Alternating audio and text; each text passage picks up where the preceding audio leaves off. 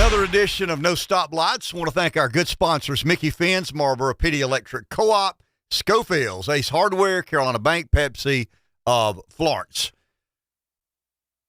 If Silicon Valley Bank can be bought by a bank founded in Raleigh, North Carolina, why can't a college dropout from a town with no stoplight talk about the alt-right, the new right, the Geek Squad meets anarchy? Is somewhat of a descript as it relates to that. One of the challenges, I think, when it comes to First Citizens Bank buying Silicon Valley Bank will not be numbers. I mean, 2 plus 2 is 4 in California. It is in Raleigh. But when I think of Raleigh, I think of Mayberry. I think of Andy Griffith and Opie and Barney, and then I think of Silicon Valley, and I think of Elon Musk and Peter Thiel and Facebook, and some of the technology advancements and tech startups and companies that have made such an impact in our lives. Once again, I'm not suggesting that the merger can't work. I'm not suggesting that the government orchestrated buyout can't work. I'm simply stating that I think there's going to be somewhat of a cultural shock for the way banking is done in Raleigh, the personal relationships that exist in the way First Citizens does the majority of its banking, and then in Silicon Valley Bank, you just got to believe there's going to be some cultural hurdles there that they'll have to endure, overcome, and say grace over. So I'm not talking finance. I'm not talking banking. I'm not talking about the Fed. I am talking about the government to some degree. But I want to go into one of the macro issues. I enjoy these macros because I do believe that the political world from beginning to end will be full of brush fires. It'll be full of fits and rages. That there will be a period of time in America where abortion is the most important issue. Homosexuality or gay marriage is center stage. Right now, we've talked a lot about transgenderism and gender dysphoria. And is it a mental illness or not? Is it a mental disorder or not? I mean, obviously, those contribute to the macro. They matter enormously, and they should be debated. They should be taken into account. But there are some things, I think, that are much bigger, and one would be the federal debt.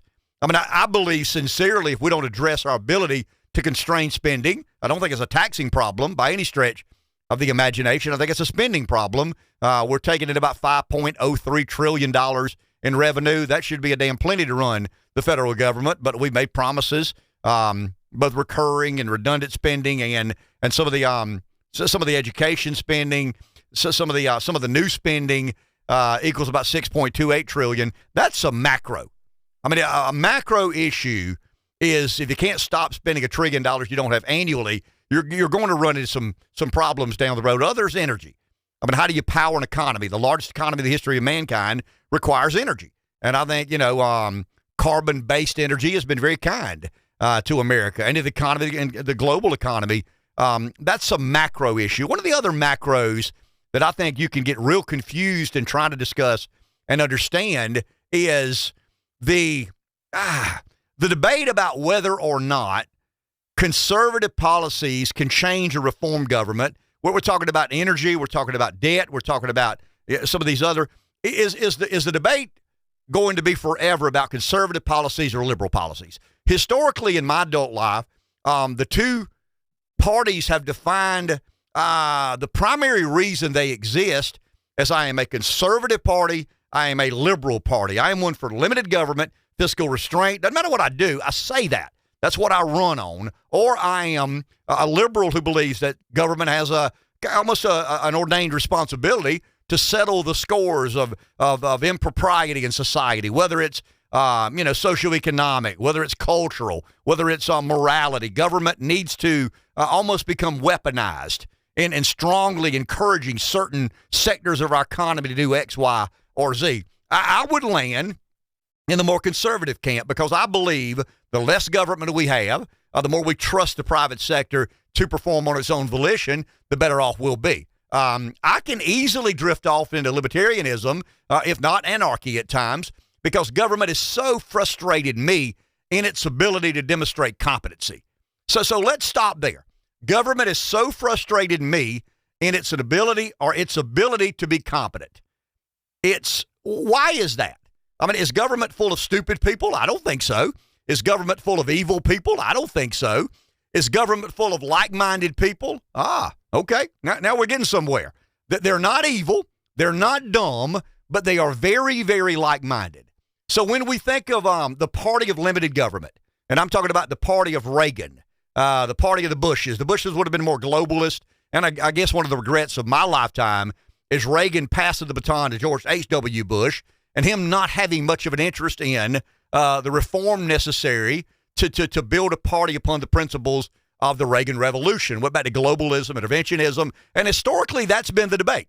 I mean, that's been the majority debate. We've got one party over here that wants to take government and orchestrate government in a way that creates equality.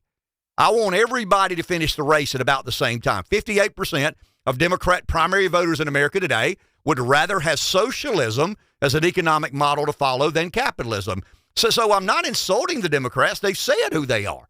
They want government to provide equality of outcome. This party over here wants government to get out of the way and do its, allow the private sector to do its own thing.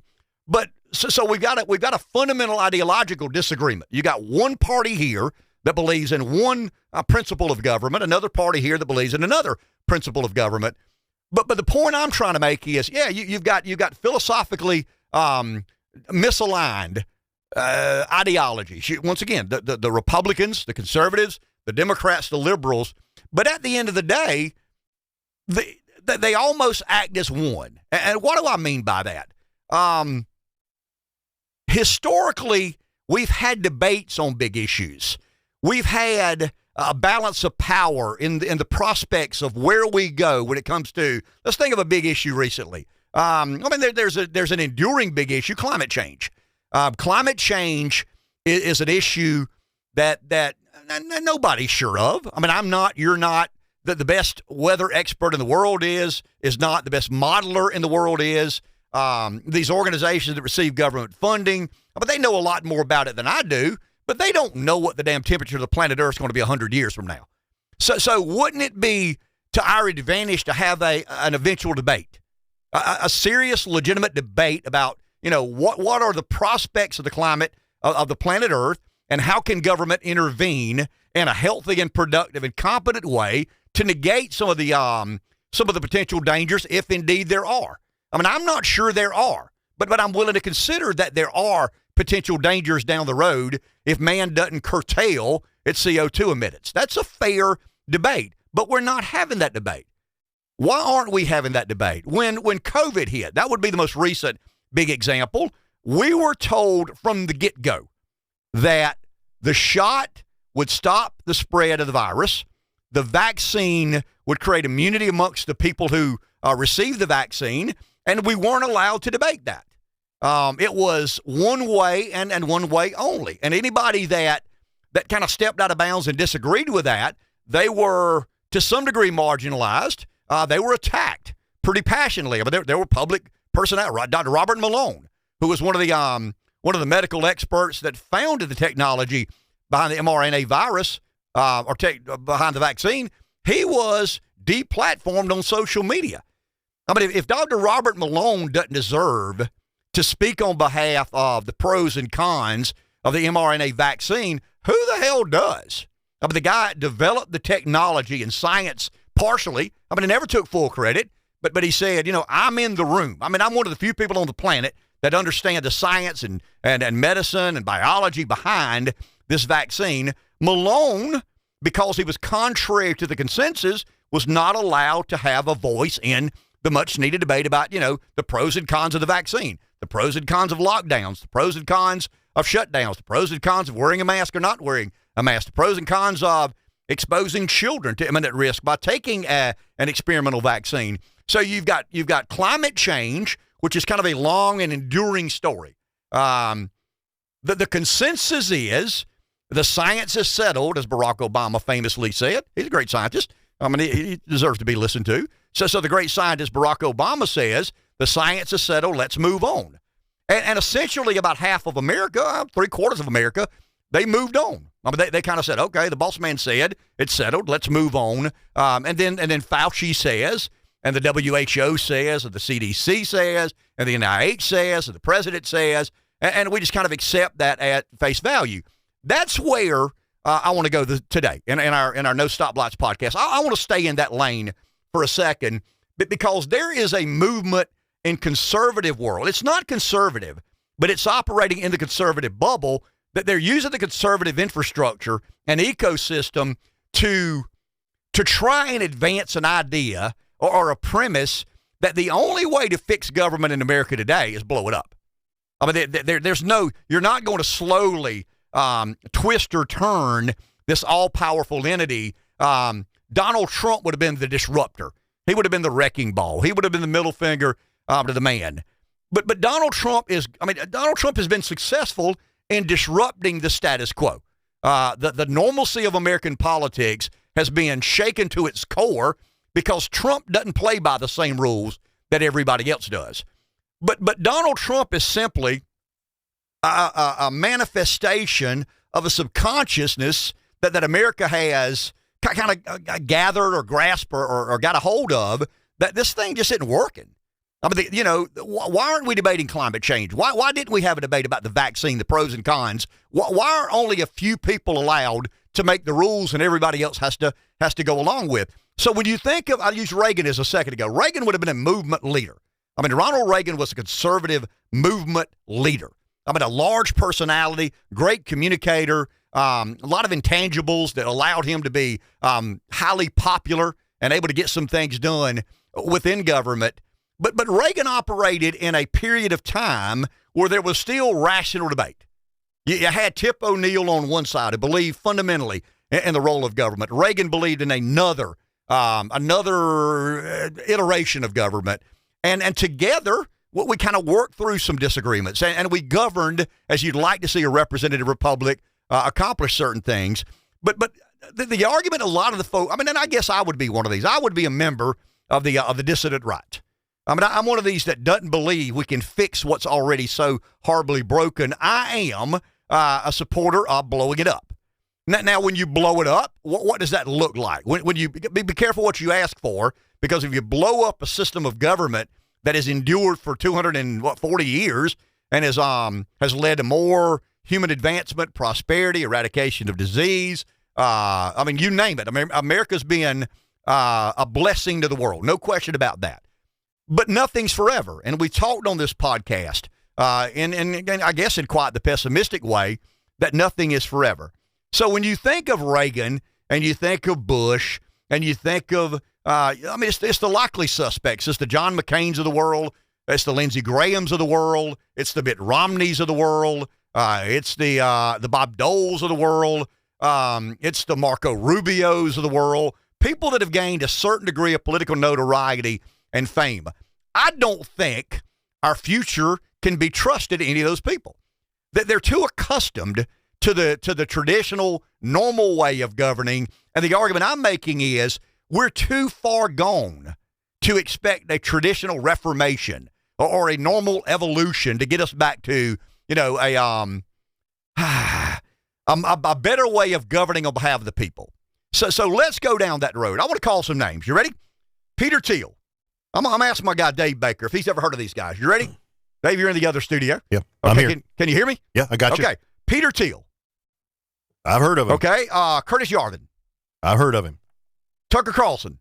Absolutely. J.D. Vance. Yep. Blake Masters. Yep. Elon Musk. Yes. Josh Hawley. Yes. Ted Cruz. Yes. What do you, when I say those names, I mean, what do you think? I mean, that's once again, that's not a list of conservatives, right? I mean, right. We don't know what Curtis Yarvin is.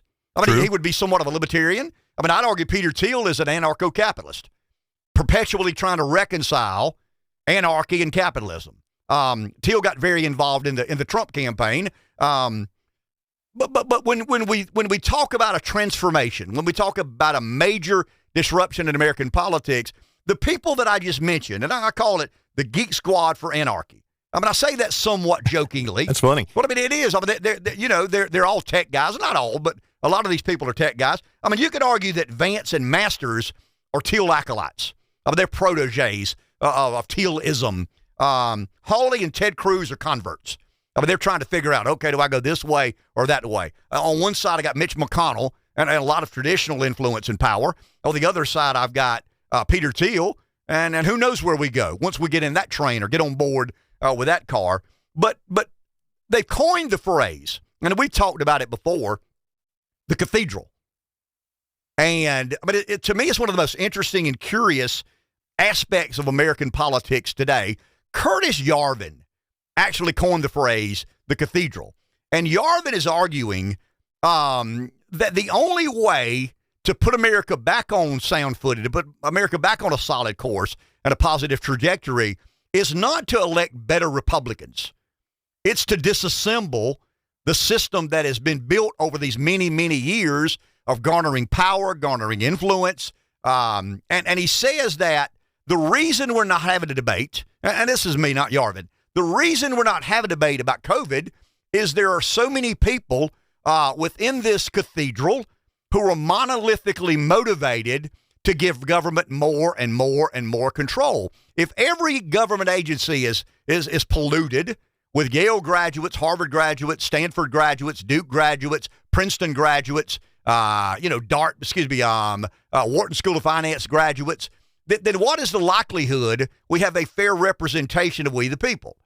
So the cathedral would be, in essence, Yarvin explains it. I'll read, he's got a Substack, a brief explanation of the cathedral. And Yarvin says the cathedral is that all modern world's legitimate, prestigious intellectual institutions, even though they have no central organized connection, believe in many ways or behave in many ways as if they were a single organizational structure. It's a pseudo structure. It's not a true structure. They don't wink and nod.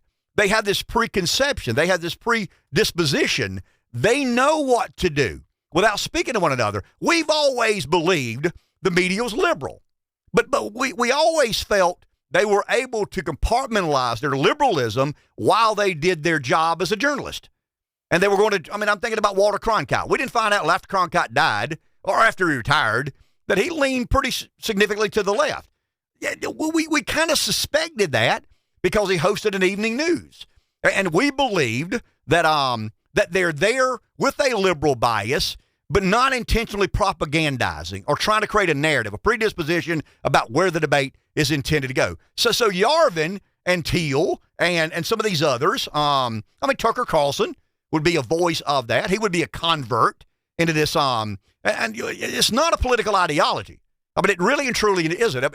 It's a dissident right. It's a new right. It's incompatible with traditional conservatism because it doesn't argue that government needs to get smaller. It argues that government needs to get more disorganized. That's kind of a weird way. Government needs, and I guess that was the intrigue with Trump. If Trump gets elected, if we elect a political blunt instrument, and he goes like a bull in a china shop, and he just erupts everything about normalcy in American politics, that there's a chance that confusion sows more confusion. And the next thing you know, the cathedral doesn't know how to move monolithically. Politics is not a hard science.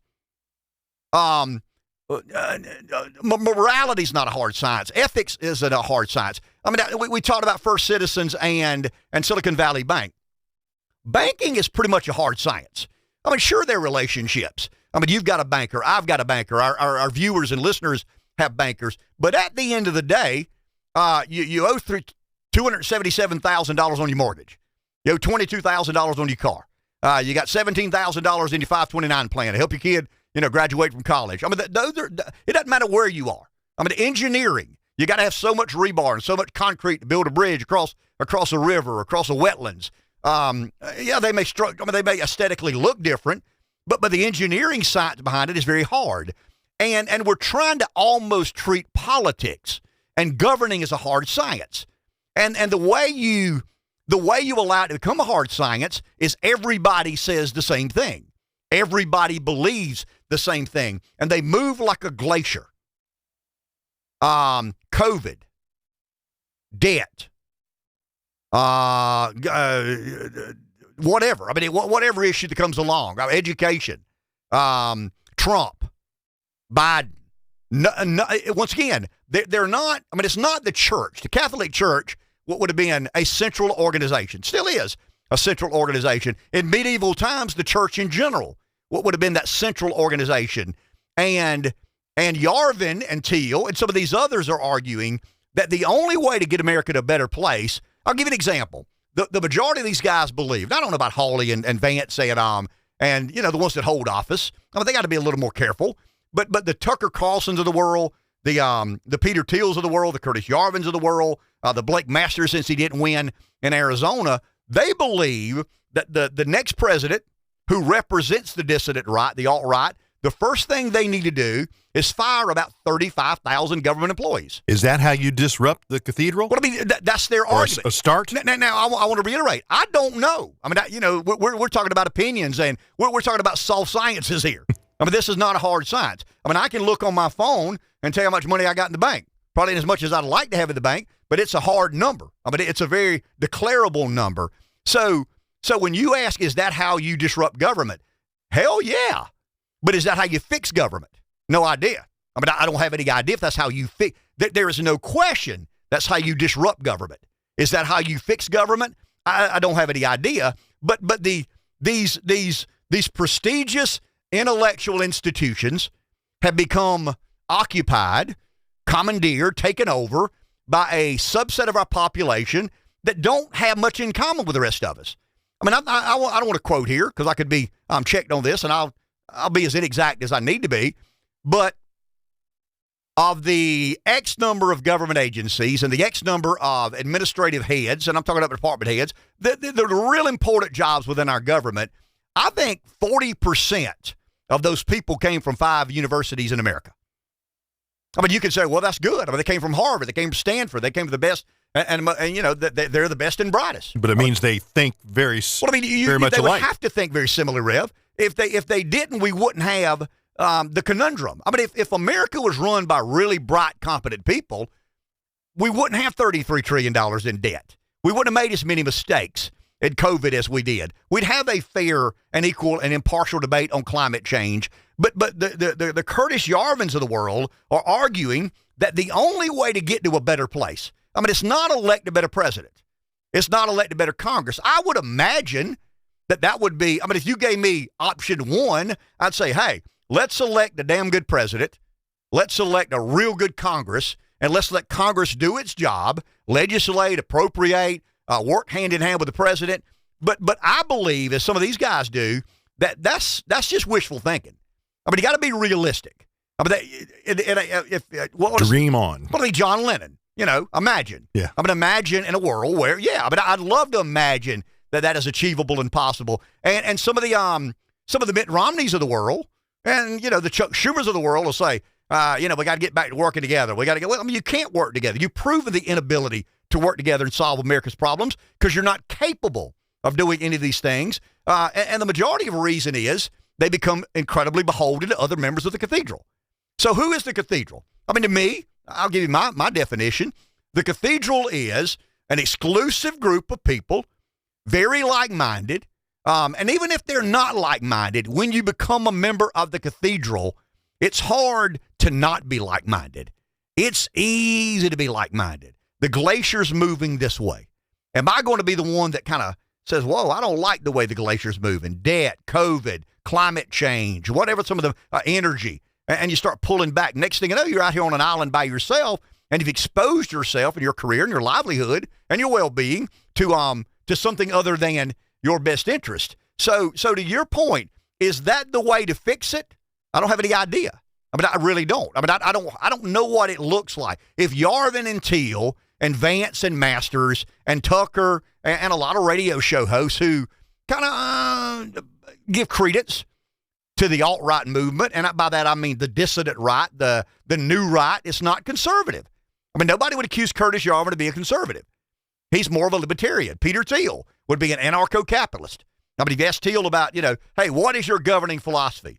I mean, it's pretty obvious to me the reason Thiel was such a big supporter of Trump is the disruptor factor, the chaos factor. If we're ever going to begin the turn and get to a better way of governing America, you got to elect a chaotic figure.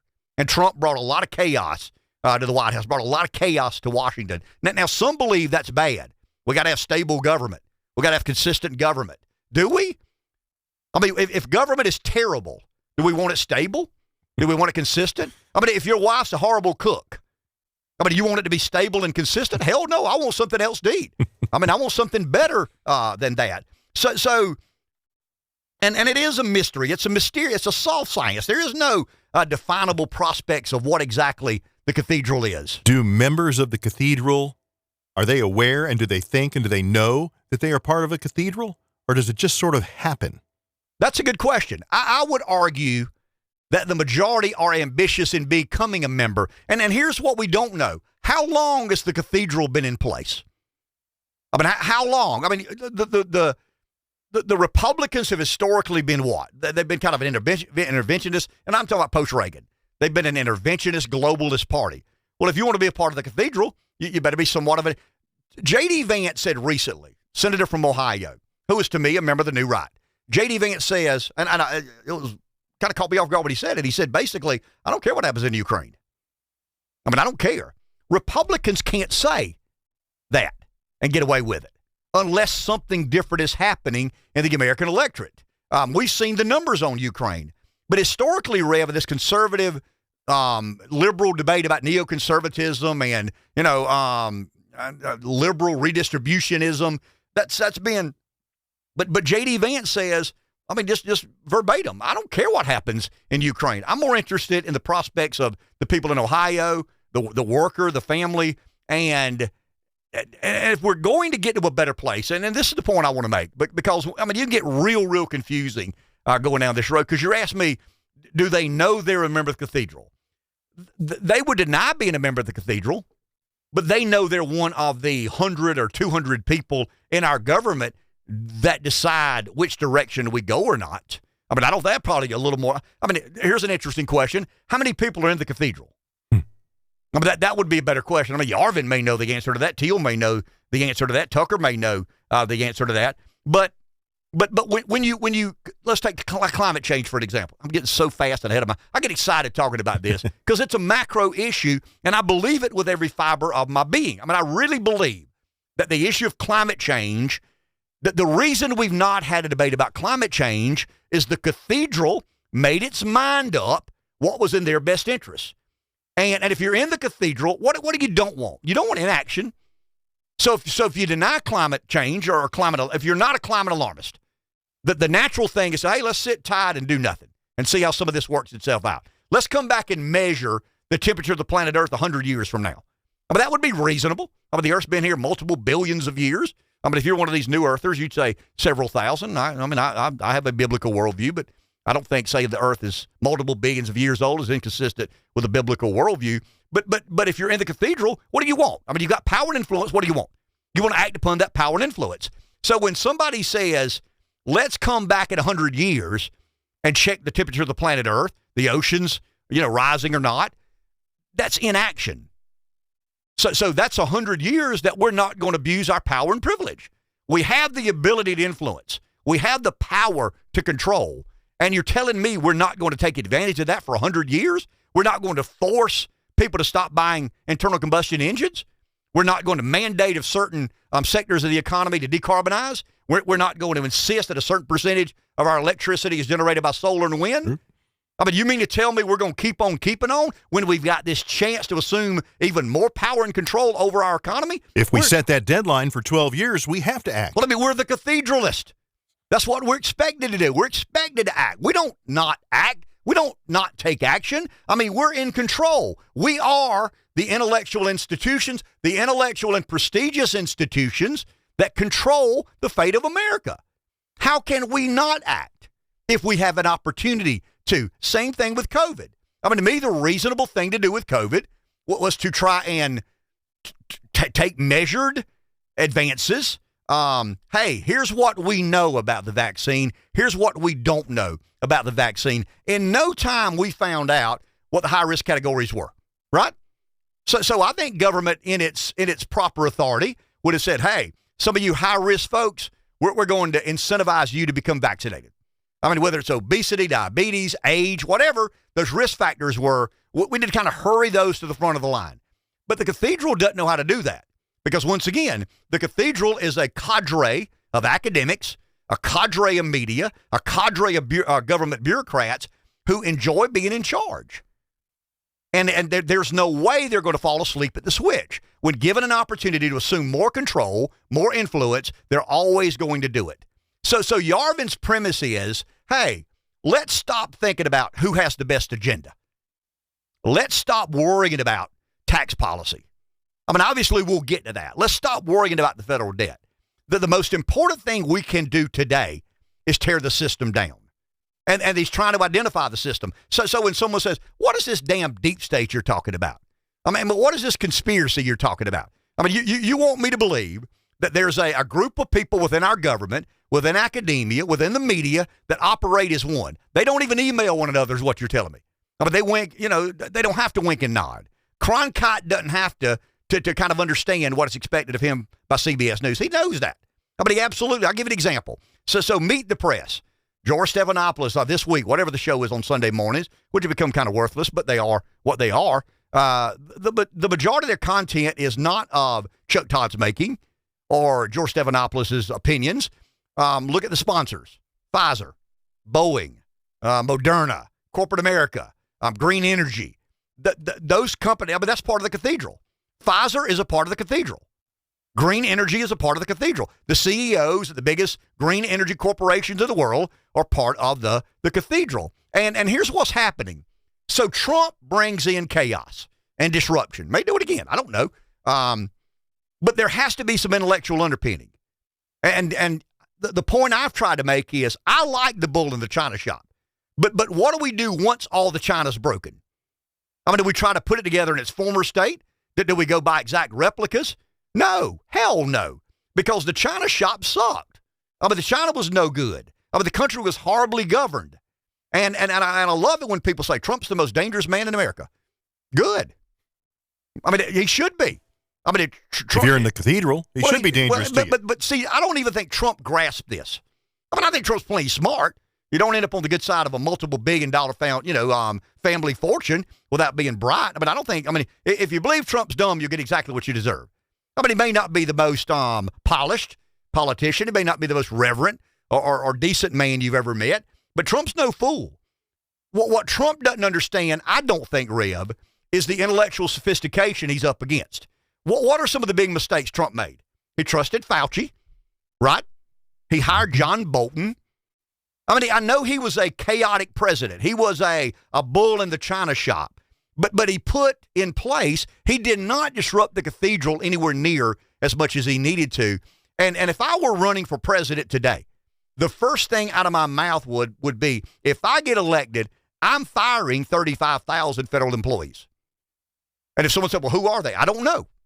But I'm firing 35,000 employees because I believe there's a cathedral. I believe there's this modern this coordination of these modern intellectual and prestigious institutions and agencies. I mean, there's nothing prestigious about the Department of Agriculture. There's nothing prestigious about the Department of Transportation, but their department heads, I'll assure you, are elite bureaucrats who probably graduated from one of those 6 or 7 schools, who have a very similar worldview and honestly don't care about anything other than having control, staying in control, and garnering more and more and more control. So what the Republican Party has to do, and many traditional Republicans disagree with this. I mean, the majority honestly do. But what the Republican Party has to do is figure out a way to collaborate, to coalesce, to understand, because I don't believe there's any debate. I mean, I really and truly, I don't think there's a legitimate debate any longer about limited government or not. I mean, you can romance, you can read. I mean, I read Atlas Shrugged. I agree with about 90% of what's in the book when Ayn Rand. But in all honesty, big government won. I mean, Republicans have been a part of endorsing big government time and time again. I know that because they've not reformed Social Security or Medicare. They've not addressed the debt in any way, shape, or form, any meaningful fashion. They still spend $800 billion on defense spending. It's kind of interesting. I read something this week about if we don't continue to invest in the American military, the Chinese will become superior. The Chinese are spending about $315 billion. We're spending about $850 billion. How in the hell are the Chinese keeping up if we're spending $500 billion a year more than they are in military armaments? But because all the money's not going where the money's supposed to go, because the cathedral's got to get their piece of the pie. If we're spending $800 billion on our defense budget, the cathedral's probably getting half that in consulting, lobbying, what the relationship the military-industrial complex has with America. But I want to be clear here. It's not a structure identifiable. It's not. You don't drive up to the cathedral like you do the Empire State Building. I mean, where's the cathedral? It's over. I don't see a cathedral. What are you talking about, man? I mean, I see the Empire State Building.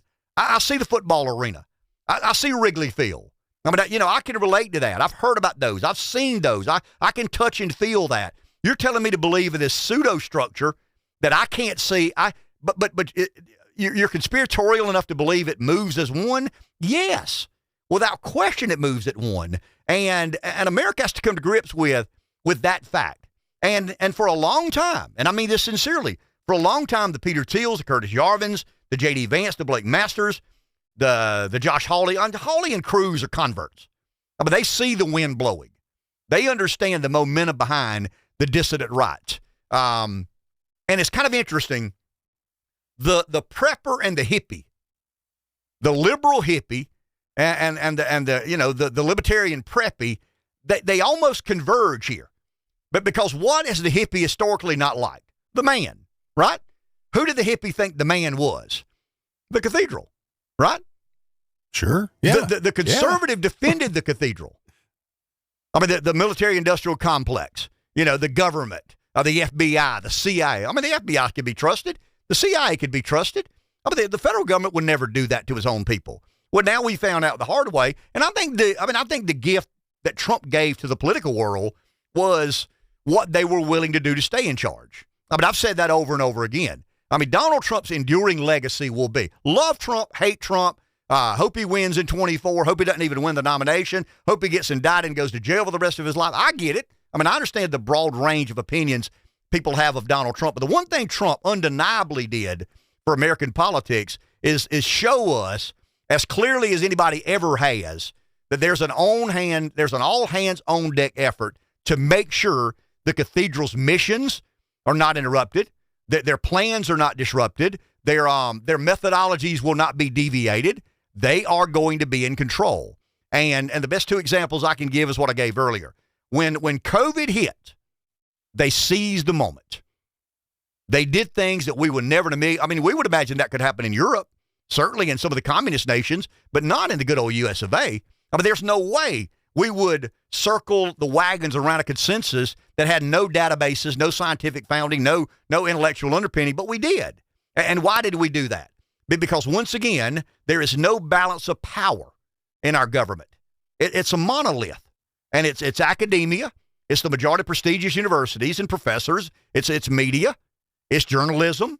I mean, there's a narrative that is going to be advanced, and it's the narrative of the cathedral. And the concern I have is it's not sending emails anymore. I mean, I said it one time before. It's almost, they tell me, I don't know much about hockey, but they say the greatness of Wayne Gretzky was he knew what you were going to do before you did it.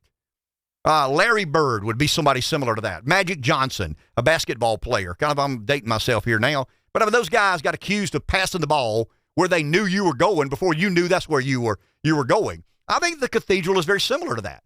It's spooky. It's scary. If you want to know more, I'll tell you something fun to do. Google Curtis Yarvin. Google Peter Thiel. Google the cathedral. There's a lot of interesting analysis, opinions. It's becoming far more mainstream. And here's what's happening. A lot of young people, a lot of younger dissidents are looking around at what the cost of college is. They're worried about climate change. They look at the budget. They look at federal debt. And they're going like, really? We're going to trust the traditionals? We're going to trust the legacy model of government, of self-government? I mean, there's no doubt that America has a legacy of self-government that it should be proud of. But nothing endures forever. And sooner or later, the government is controlled by people who all think the same, act the same, react the same. And I think that's where we are. Harvard, Yale, the New York Times, the Wall Street Journal, the Washington Post, they're not on just the same page. I mean, they're reading the same sentence of the same page. And when something comes along, it's like synchronized swimming. I mean, it's almost like simultaneously They know exactly what needs to be done. And, I mean, you're a big music fan. I'm a big music fan. I love to go to concerts. You think they just show up one day and decide, hey, let's play it this way? Or no, I mean, they work hard at it. I mean, rock and roll is rock and roll, but rock and roll is probably hard work. If you've risen to the highest ranks of be our country music or whatever. I mean, opera, jazz, whatever craft or trade that you're trying to perfect, you got to work at it. I mean, you got to really dedicate a lot of time, energy, and effort. And I want our listeners and viewers, and I mean this sincerely. You don't owe me any favors, and I certainly don't give out homework. But I think you owe it to yourself. If you believe that the perpetual debate is and always has been conservative and liberal, I don't think that the future of American politics lies in the conservative camp. I don't think it lies in the liberal camp. I am a conservative. By definition, I am for limited government. I am for more personal responsibilities, liberties, and freedoms. But I think that's done. I mean, you don't get $33 trillion in debt by having a legitimate debate about limited government. Big government won. Now we got to decide who's going to be in charge of big government. And I want diversity. Not diversity of color, not diversity of religion, not diversity of, what sports team do you pull for? I want people who don't think the same. And right now, these government agencies, these media outlets, academia, these prestigious universities, the decisions that are being made that impact the way our government moves and progresses are being made by people who almost think exactly the same thing. And that must change. I want to thank our sponsors. Carolina Bank serves communities throughout northeastern South Carolina, offering a wide range of services to meet every personal or business need, from straightforward accounts to complex finances. They're prepared to help you reach your financial goals. Carolina Bank, banking on tradition since 1936. Member FDIC. Schofield's Ace Hardware, your one-stop shop for all hardware, paint and lawn and garden needs, plus all things sporting goods, including firearms, safes, clothing, footwear, and more. Pepsi of Florence represent the entire product line of PepsiCo, one of the world's leading food and beverage companies. Pepsi of Florence also serve brands from other great companies such as Dr. Pepper, Canada Dry, Lipton Tea, Gatorade, and various regional brands. Micky Finn's largest South Carolina liquor wholesaler, serving every county in the state, largest bourbon selection statewide.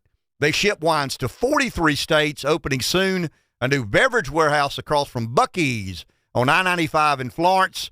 They support USC athletics, including Williams-Brice and Colonial Life Arena.